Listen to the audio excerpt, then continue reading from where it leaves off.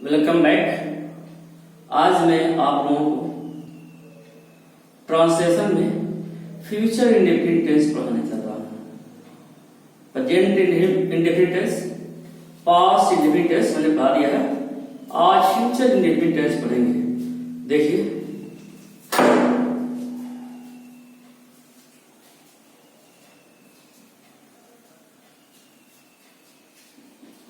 Future indefinite tense identification.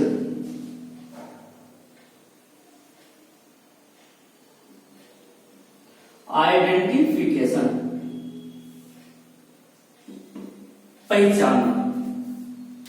इसकी क्या पहचान है, सर्वप्रथम हम इसके बारे में जानकारी करेंगे।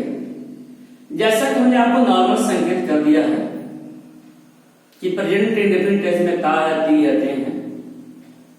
पास्ट इंडेफिनिट में ता, था, ती, थी, ते, थे, या, ए, ई। फ्यूचर इंडेफिनिट में गा, गे, गी का प्रयोग होता है। जैसे जैसे हम आगे बढ़ेंगे वैसे वैसे हमारा सफर आसान होता चला जाएगा। क्लियर? तो फ्यूचर इंडेफिनिट समझ लिया।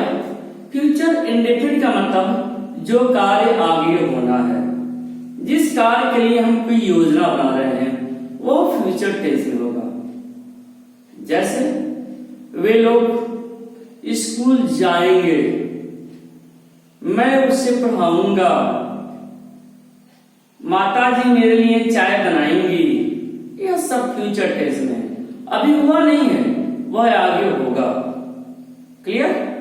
तो जहां तक स्ट्रक्चर की बात है, स्ट्रक्चर वही है, सेम है, फिर भी हम आपको इसमें स्ट्रक्चर बता दे रहे हैं। क्लियर? जैसे आप फॉर्मेटिव सेंटेंस में लिखे हुए थे कि पहले सब्जेक्ट लगाते हैं, फिर हेल्पिंग वर्ब यानी शैल भी लगाते हैं, फिर मेन वर्ब, फिर ऑब्जेक्ट, फिर अदर्स का प्रयोग कर देंगे। निगेटिव हमने बताया था कि आप सब्जेक्ट लगाएंगे, फिर हेल्पिंग वर्ब में शैल या विल लगाएंगे, फिर उसके बाद नॉट लगाएंगे, फिर मेन वर्ब, ऑब्जेक्ट, अदर्स का प्रयोग करेंगे। इंट्रोगेटिव सेंटेंस में हमने आपको बताया था कि यदि सेंटेंस क्या से स्टार्ट हो रहा है तो क्या नहीं लिखेंगे, बल्कि आप प्रारंभ में ही हेल्पिंग वर्ब का प्रयोग कर देंगे। किसी भी टेंस में होगा, चाहे प्रेजेंट टेंस हो, पास्ट टेंस हो, फ्यूचर टेंस हो, कोई भी टेंस हो। यदि हिंदी का वाक्य क्या से शुरू हो रहा है तो प्रारंभ में ही आप हेल्पिंग वर्ब का प्रयोग कर देंगे। उसके बाद यदि अन्य क्वेश्चन वर्ड का प्रयोग होता है, जैसे क्यों, कैसे, कब, कहां, कितना, लाइक दिस, इस तरह के वर्ड्स का प्रयोग होता है, तो अनुवाद करते समय हम सर्वप्रथम इसकी अंग्रेजी लिखेंगे। Means what, where, why, when, how, who, which, इसका प्रयोग करेंगे। यदि वाक्य के बीच में क्या शब्द आता है तो उसकी अंग्रेजी हमें व्हाट अवश्य लिखना पड़ेगा। तो इस तरह से कुछ बारीकियों को जो है आप ध्यान में रखेंगे, लगातार क्रम से देखने का प्रयास करेंगे, आप समझ जाएंगे। तो फ्यूचर का कुछ सेंटेंस हम आपको दे रहे हैं, उस सेंटेंस के माध्यम से हम आपको बता रहे हैं। स्ट्रक्चर तो बताया हुआ है, फिर भी आप देख सकते हैं। अफर्मेटिव में हमने आपको बताया था, पहले सब्जेक्ट लिखिए, उसके बाद हेल्पिंग वर्ब। इसमें हेल्पिंग वर्ब शैल या विल लग जाएगा, शैल, विल। उसके बाद मेन वर्ब, फिर ऑब्जेक्ट प्लस अदर्स हो जाएगा। नेगेटिव सेंटेंस देखिए, subject plus helping verb plus helping verb में यही हो जाएगा आपका, plus not plus main verb plus object plus others.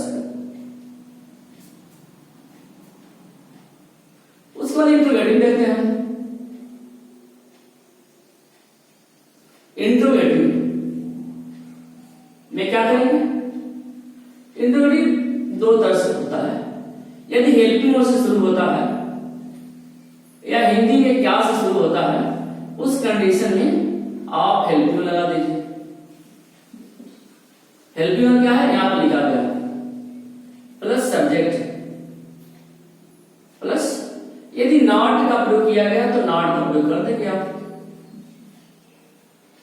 Plus main verb plus object plus others हो जाएगा। आ रहा समझिए।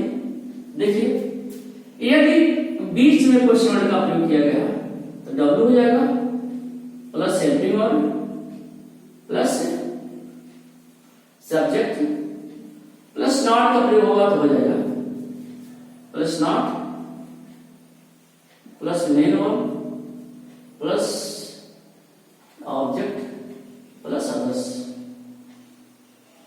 यही आपका सेंटेंस स्ट्रक्चर है। इस स्ट्रक्चर पर आधारित हम आपको जो है कुछ सेंटेंस देने चल रहे हैं, इसी पैटर्न पे आपको बनाना है। जैसे देखिए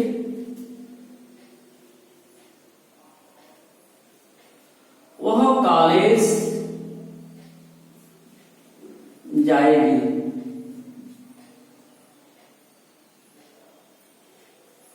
तुम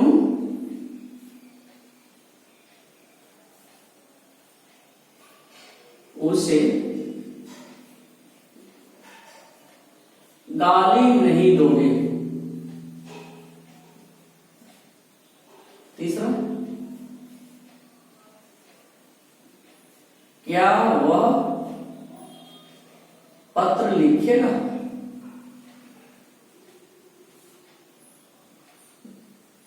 फोर्थ सेंटेंस,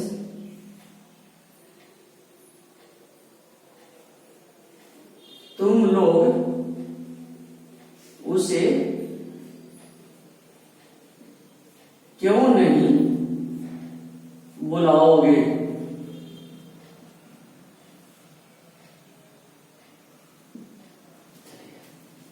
ये हमने जो है स्ट्रक्चर बनाया हुआ है, इस स्ट्रक्चर पर जो है हम सेंटेंस को करेंगे। एक बार स्ट्रक्चर याद कर लेंगे तो आगे हमें बार बार नहीं लिखना पड़ेगा। इसलिए आप ध्यान रखेंगे, हम आगे बार बार स्ट्रक्चर नहीं बताएंगे, बल्कि आप खुद याद करेंगे ताकि आप खुद करने का प्रयास करें। तो चलिए इस स्ट्रक्चर के आधार पर हम बता रहे हैं। वो कॉलेज जाएगी, देखिए आप फॉर्मेटिव सेंटेंस है, इसमें यह रूल फॉलो होगा। सब्जेक्ट सी, हेल्पिंग वर्ब शैल या विल। हेल्पिंग वर्ब के बारे में मैं आपको बताना चाहता हूं। वैसे आई विल के साथ शैल से सभी के साथ विल का प्रयोग करते हैं, लेकिन मॉडर्न इंग्लिश में सभी सब्जेक्ट के साथ विल का ही प्रयोग हो रहा है, अर्थात शैल का लोप होता चला जा रहा है। तो इसलिए आप सभी सब्जेक्ट के साथ विल का प्रयोग करिए। वह सब्जेक्ट सिंगुलर नंबर में हो या प्लूरल नंबर में हो, फर्स्ट पर्सन में हो, सेकंड पर्सन में हो या थर्ड पर्सन में हो, आप विल का ही प्रयोग करिए। क्लियर? चलिए देखते हैं। तो सी विल हो जाएगा, तो हमारा यह बन गया, यह हो गया हेल्पिंग वर्ब। अब बार बार आपको ब्रैकेट में हेल्पिंग वर्ब नहीं लिखा करेंगे, एक बार हेल्पिंग वर्ब समझ लिया बस उसी पैटर्न पे आप कर लेंगे। सी विल हो गया क्या आपका?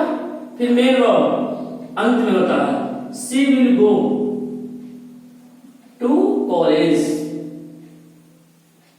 वह कॉलेज जाएगी। यह बात बन गया। आगे देखिए, तुम उसे गाली नहीं दोगे, यह नेगेटिव सेंटेंस है, हम इसको फॉलो करेंगे। नेगेटिव सेंटेंस नहीं आ रहा, तुम उसे गाली नहीं दोगे। You will not abuse him. इस सब सिस्टम आपको पहले बता दिया गया है, आप फटाफट समझिए और करने का प्रयास करिए।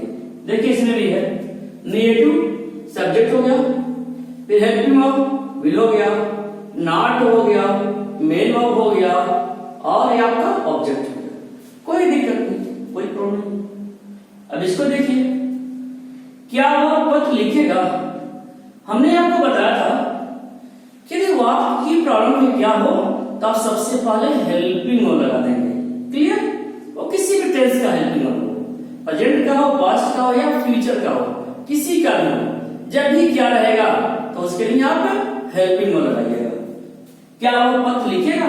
चलिए इसे देखते हैं। इस स्ट्रक्चर में यह क्या वाला है? हेल्पिंग वर्ब लिखा है, हेल्पिंग वर्ब लिखेंगे। तो विल हो गया, सब्जेक्ट वह, विल ही, यह हो गया, यह हो गया। फिर नॉट, नॉट नहीं दिया है तो छोड़ देंगे। फिर मेन वर्ब लिखते हैं। क्या वो पत्र लिखेगा? Will he right, main verb हो गया।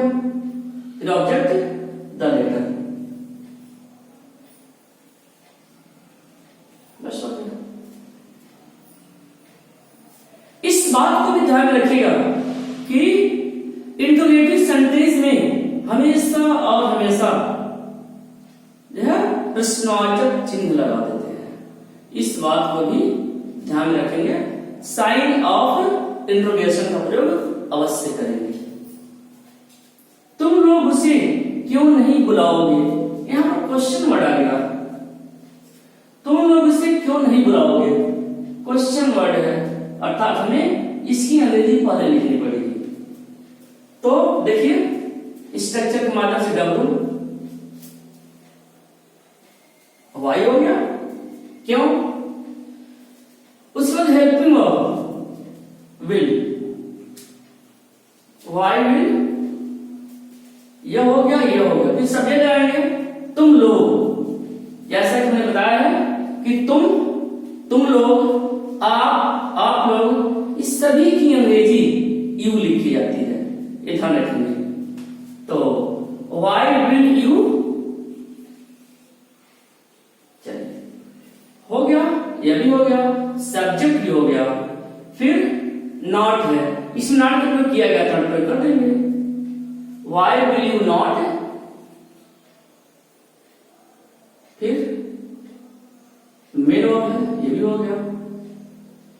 मेन वर्ब क्या है? बुलाओगे, कॉल। फिर देखेंगे अभी कुछ तो नहीं बचा हुआ है। तुम लोग उसे क्यों नहीं बुलाओगे? कुछ वर्ड है जो बचा हुआ है, उसे, हिम।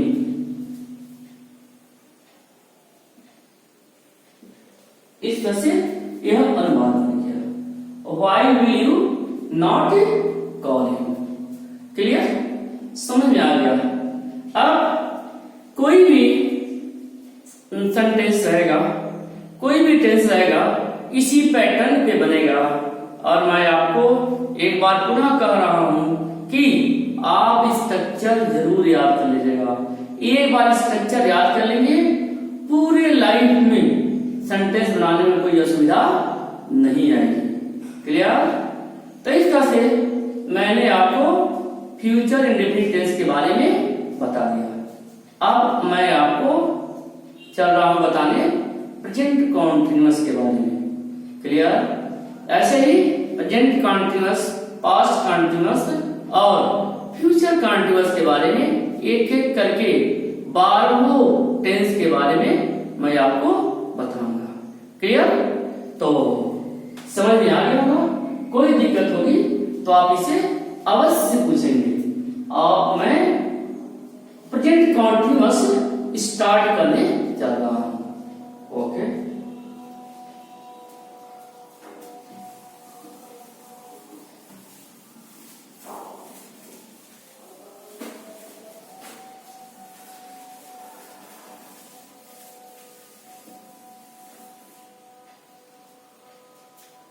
फोर्थ,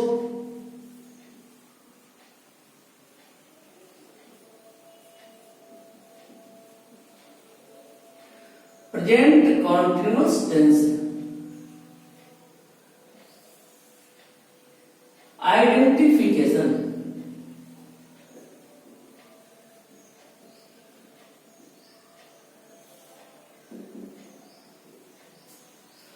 पहचान क्या होता है?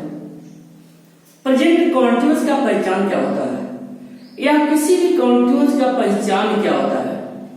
यदि हिंदी के माध्यम से देखें तो इसका पहचान यह होता है कि रहा, रही, रहे का प्रयोग होता है। जिस किसी टेंस में रहा, रही, रहे का प्रयोग है तो समझ जाइए कि वह कॉन्टिन्यूअस है। क्लियर? टेंस की पहचान के बारे में हमने बताया था आपको कि है, हैं, हो, हूं को प्रेजेंट जानो, यानी रहा है, रही है, रहे हैं तो प्रेजेंट हो जाएगा। क्लियर? था, थे, थी को पास्ट, रहा था, रही थी, रहे थे यदि होगा तो पास्ट हो जाएगा।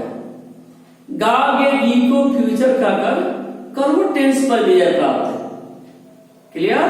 गा, गे, गी, वह पढ़ रहा होगा, वह सो रहा होगा, वह जा रहा होगा। क्लियर? तो इस तरह से आप इसे समझने का प्रयास करेंगे। क्लियर? अब कॉन्टिन्यूअस क्या होता है? कॉन्टिन्यूअस का मतलब हुआ जिसमें किसी कार्य के जारी रहना पाया जाता है। जैसे वह खाना खा रहा है, मेरा मित्र पत्र लिख रहा है, वे लोग कॉलेज नहीं जा रहे हैं, क्या तुम अपना काम पूरा कर रहे हो? देखिए, इस सभी में रहा है, रही है, रहे हैं, लेकिन इस बात को भी ध्यान में रखिएगा, एक्सेप्शन सब जगह होते हैं। ये तो नॉर्मल तरीका है पहचानने का, लेकिन यदि आप सोचने का थोड़ा प्रयास करेंगे, लॉजिक लगाएंगे, तो आपको पता चल जाएगा कि रियल में काम का जारी होना क्या है। कोई आवश्यक नहीं है कि रहा है, रही है, रहे हैं का ही प्रयोग हो, लॉजिक का प्रयोग करिए। क्लियर? जैसे मान लीजिए हम कहते हैं कि मैं खड़ा हूं, मैं खड़ा हूं, खड़ा हूं में क्या है? रहा, रही नहीं है, लेकिन काम जारी रहना पाया जा रहा है। मैं खड़ा हूं तो हूं, लॉजिक रही कि मैं खड़ा हूं तो हूं, यह काम तो जारी है, इसलिए यह भी कॉन्टिन्यूअस है। मैं खड़ा हूं, काल बाद होगा आई एम स्टैंडिंग। क्लियर? वो बैठा है में रहा, रही नहीं है, फिर भी यह कॉन्टिन्यूअस बैठा है, तो बैठने का काम तो जारी है। जब बैठने का काम जारी है तो कॉन्टिन्यूअस हो जाएगा। प्रेजेंट में भी हो सकता है, पास्ट में भी हो सकता है, फ्यूचर में भी हो सकता है। वो बैठा है, वो बैठा था, मैं खड़ा हूं, मैं खड़ा था, कॉन्टिन्यूअस है। अब जहां तक रही बात हेल्पिंग वर्ब की, हेल्पिंग वर्ब के लिए मैं एक चार्ट बनवा दूंगा, आप उसे याद कर लेंगे, आसानी से बन जाएगा। हेल्पिंग वर्ब प्रेजेंट कॉन्टिन्यूअस में इज और एम का प्रयोग होता है। क्लियर? आई के साथ एम का प्रयोग करते हैं। ही, सी, इट और एक वचनकर्ता के साथ इज का प्रयोग करते हैं।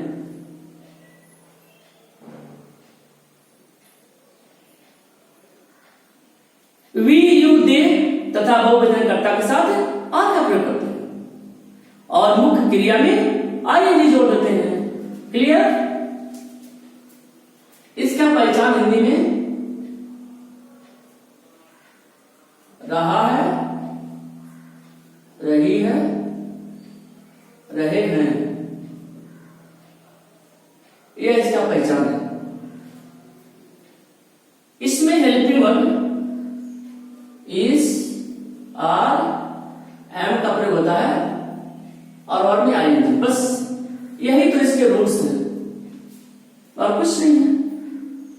इसमें भी अफर्मेटिव सेंटेंस होता है, नेगेटिव होता है, इंटरोगेटिव होता है, इंटरोगेटिव नेगेटिव होता है, स्ट्रक्चर पाने वाला है, बार बार स्ट्रक्चर बताने की आवश्यकता नहीं, आप उसे याद रखेंगे। चलिए सेंटेंस के माध्यम से देखते हैं।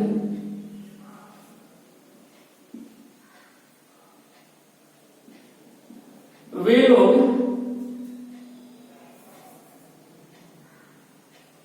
अपना गृह कार्य पूरा कर रहे हैं।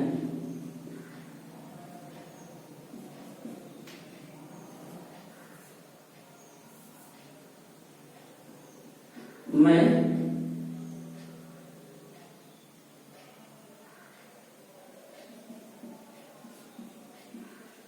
प्रेमचंद का उपन्यास पढ़ रहा हूं।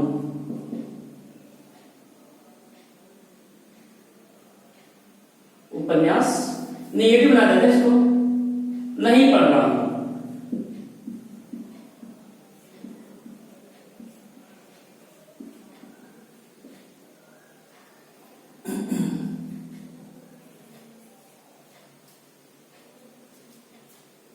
वह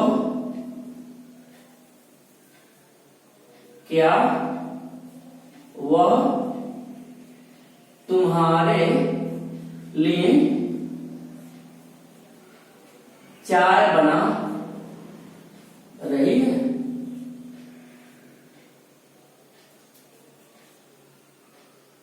और सेंटेंस देखते हैं।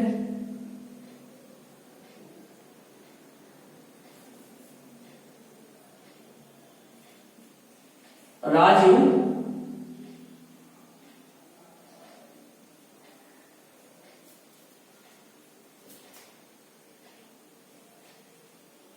उसके साथ क्यों नहीं जा रहा है? Question mark. चलिए, हमने आपको बता दिया इसका स्ट्रक्चर, उसी पैटर्न पे लागू होगा, उसी पर चलेगा। जरूर याद रखेंगे। वे लोग की दे हो जाएगी, और फॉर्मेटिव सेंटेंस है तो पहले सब्जेक्ट लगाएंगे, फिर हेल्पिंग लगाएंगे। तो वे लोग अपना गृह कार्य पूरा कर रहे हैं। They are completing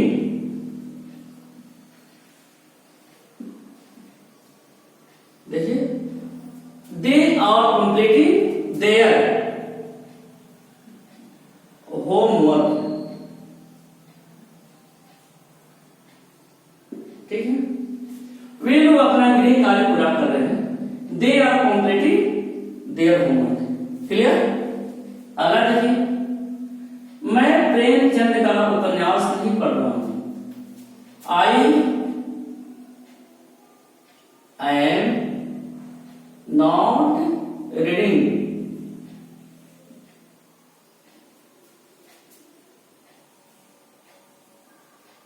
Premchand novel. बन जाएगा। I am not reading Premchand novel. मैं प्रेमचंद की उपन्यास नहीं पढ़ रहा हूं। क्या वह तुम्हारे लिए चाय बना रही है? देखिए क्या आया हुआ है, तो इज वह क्या है कि ही और सी होती है। सी फीमेल के लिए और ही मेल के लिए। क्या वह तुम्हारे लिए चाय बना रही है? इज सी प्रिपेयरिंग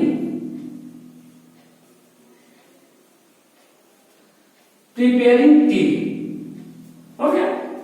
अब देखिए क्या वर्ड्स बचे हुए हैं। Is she preparing tea for you?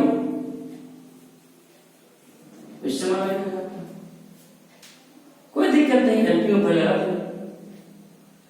Rajiv उसके साथ क्यों नहीं जा रहा है? यहां देखिए क्वेश्चन वर्ड बीच में लगा हुआ है। इस कंडीशन में जब हम अनुवाद करेंगे तो इसे पहले लिख देंगे। Why is Raju, why is Raju not going. Raju उसके साथ क्यों नहीं आ रहा है? Why is Raju not going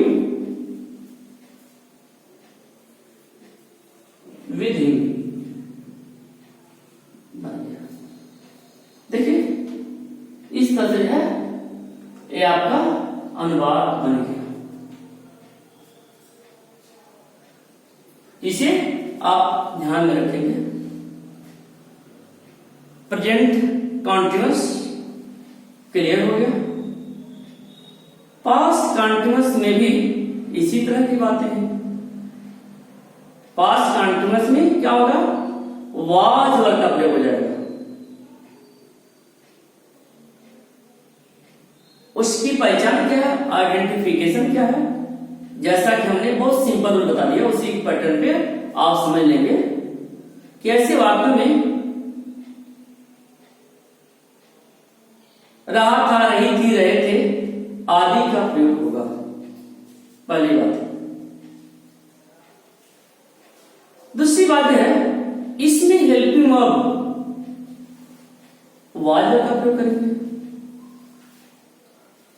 I, he, C, it तथा एक वचनकर्ता के साथ वाज लगा देंगे। वी, यू, दे तथा बहुवचनकर्ता के साथ वर्ब लगा देंगे। इस तरह से हम इसे करेंगे, इसी पैटर्न पे करेंगे जैसे हमने किया है, जैसे हमने अभी किया है उसी पैटर्न पे करेंगे। इसलिए यदि आप चाहें तो खुद सेंटेंस बना सकते हैं, रूल्स को समझ सकते हैं। वेरी इजी, बहुत ही आसान। क्लियर? तो इसके बारे में जो है हम आप लोगों को जो है कल पुनः डिटेल में पढ़ाएंगे और आगे जो है अपनी कंटिन्यूटी आप बनाए जाइएगा। Thank you very much. Take